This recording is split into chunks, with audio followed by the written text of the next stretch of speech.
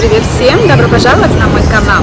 Сегодня я приехала на 34-ю улицу Манхэттена, чтобы рассказать вам о главном магазине Америки Macy's. Лично у меня это место ассоциируется с фильмом «Чудо на 34-й улице», где Санта-Клаус пытается доказать всей Америке, что он настоящий, что он существует. Кстати, как раз в эти предрождественские дни магазин демонстрирует показ старой версии этого фильма на 9-м этаже здания. Thank you, Mr. Macy. История самого бренда такова. Простой моряк из Массачусетса решает заняться розничной продажей товаров и открывает небольшой магазинчик на углу 6-й авеню и 14-й улицы, а звали его Роланд Мэйси.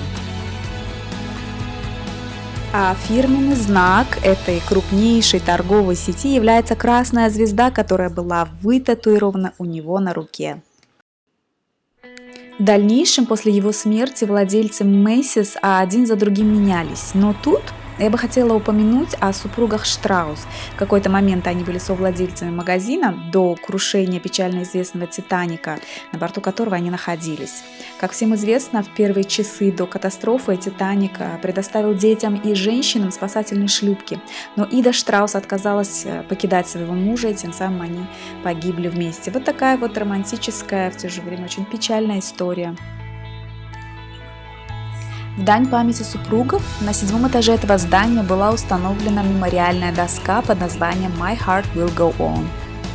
И я обошла все 9 этажей магазина, но, к сожалению, никакой мемориальной доски я не обнаружила. Скорее всего, она была удалена во время реконструкции 2015 года.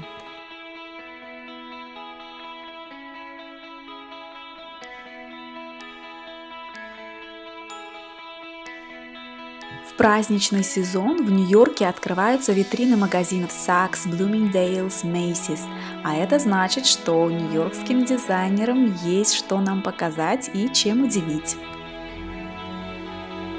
Еще в конце 19 века Macy's на 34-й улице первым стал украшать витрины к Рождеству, привлекая покупателей.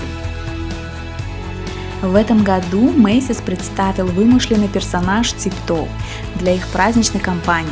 Яркоглазый северный олень, который вот-вот осуществит свою мечту и присоединится к команде Санта-Клауса на санях и понесет волшебство по всему миру в канун Рождества.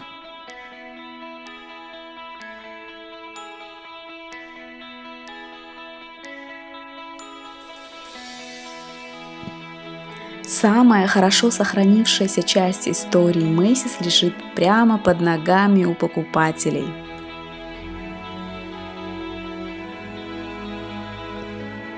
Когда в 2015 году во флагманском магазине прошла масштабная реконструкция, многие элементы старины были заменены, но 20 его любимых деревянных эскалаторов остались на месте. Они были установлены между 20-ми и 30-ми годами 20 века компанией Otis Elevators Company.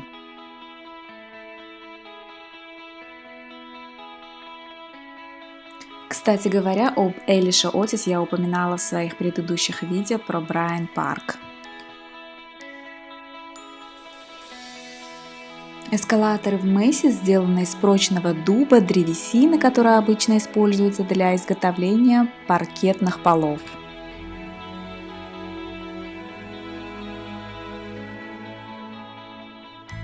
За всю историю розничной продажи товаров Macy's первым ввел порядок развешивания одежды по размерам. Тематически продемонстрировал товары под яркими лампочками на витринах, а также первым гарантировал возврат денег в случае неподходящей покупки.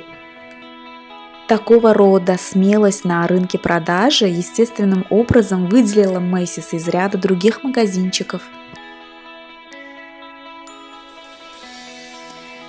Удачная реклама, упоминания в различных телешоу и популярных сериалах, таких как, например, «Отчаянные домохозяйки», не прошли даром, поэтому эту сеть магазинов знают все. Хотя у владельцев были непростые времена, сегодня почти каждый штат в Америке может похвастаться тем, что у него есть свой Macy's.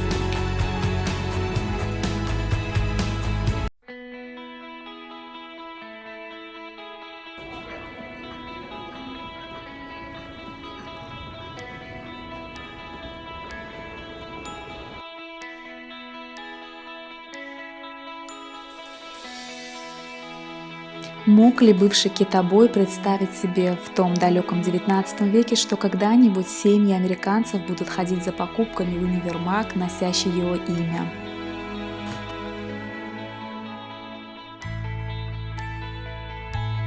Повезло ли магазину с талантливыми руководителями или же просто стечение обстоятельств способствовало превращению за 150 лет небольшую лавочку в общенациональную сеть универмагов? Сложно определить. Однако совершенно точно можно сказать, что Мэйсис является постоянным спутником любого американца в повседневной его жизни.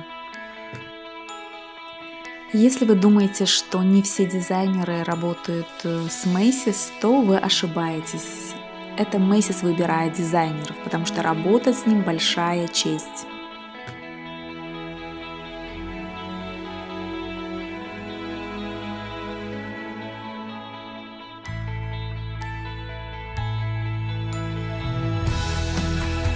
Одним из новшеств магазина является партнерство Мэйсис с магазином игрушек Toys R Us. Кто знает, возможно, это событие поможет восстановить статус той эпохи, когда люди бегали всей семьей за праздничными подарками именно в Мэйсис. Кстати, в этом году талисман Toys R Us, жираф Джеффри, празднует свой юбилейный день рождения. По всей стране Мэйсис устраивает по этому случаю праздничные мероприятия. Как сообщает нам журнал Forbes, партнерство между ними своего рода проверка, продается ли имя Toys R Us, даже если Toys R Us не управляет магазинами, и его роль, скорее всего, как лицензиара, то есть держателя лицензии, обеспечивающий защиту имиджа своего бренда, и как его представитель. В любом случае, с Toys R Us связаны все самые теплые воспоминания, и лично я очень рада возвращению этого магазина на рынок. Те, кто уже решил, что будут писать Санта-Клаусу, поспешите скорее сюда, на 34-ю улицу. Всем спасибо за просмотр, не забывайте ставить лайки и подписывайтесь.